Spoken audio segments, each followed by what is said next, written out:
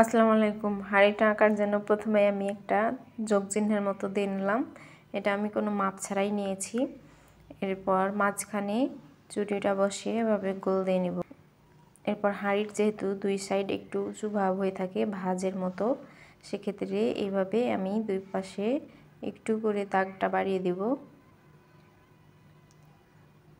এরপর মুখটা আঁকার জন্য গোলের উপরে একটা সোজা দাগ দিয়ে এভাবে দুই পাশে একটু ভাঁজ দিয়ে গোলের সাথে ঠেকিয়ে দেব।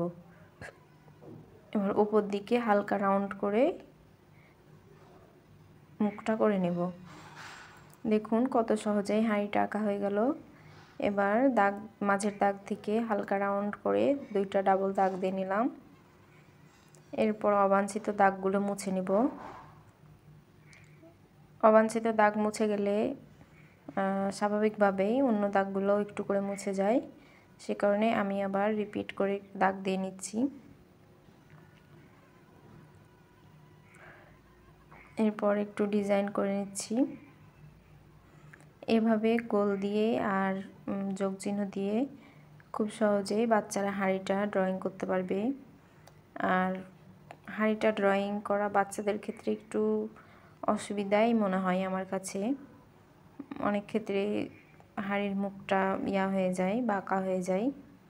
সেক্ষেত্রে এই টেকনিকটা অবলম্বন করলে কিছুটা হলেও আপনারা উপকৃত হবেন।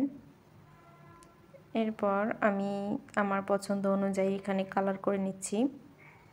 আপনারা আপনাদের পছন্দ মতো কালার দিয়ে নেবেন। আর এটা হাঁড়িটা আঁকার পরে আমি জেল পেন দিয়ে হাইলাইট করেছিলাম। আপনারা চাইলে এটা নাও দিতে পারেন। আপনারা কালার করার পরে কালো কালার পেন্সিল একটু সুচালো করে কেটে সাইডগুলো হাইলাইট করে নিলে সুন্দর লাগে দেখতে, অথবা পেন্সিল দিয়েও একটু হাইলাইট করলেও ভালো লাগবে। আর আশা করি আমার ভিডিওটা আপনাদের ভালো লেগেছে। আর যদি ভালো লেগে থাকে তাহলে অবশ্যই লাইক, কমেন্ট আর শেয়ার করে দিবেন। আর রং করার ক্ষেত্রেও একটু সাবধানতা অবলম্বন করতে হবে। যে কোনো জিনিস আঁকা যতই ভালো হোক, কালারটা যদি ভালো না হয় তাহলে কিন্তু দেখতে ভালো লাগে না। সেক্ষেত্রে একটু চেষ্টা করতে হবে রংটা যাতে বাইরে না বের হয়। রং বাইরে বের হয়ে গেলে দেখতে ভালো লাগে না অতটা।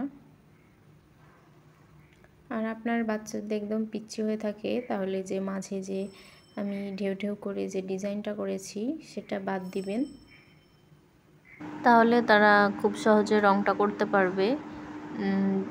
বেশি ডিজাইন থাকলে রং করা ঝামেলা হয় বাচ্চাদের ক্ষেত্রে।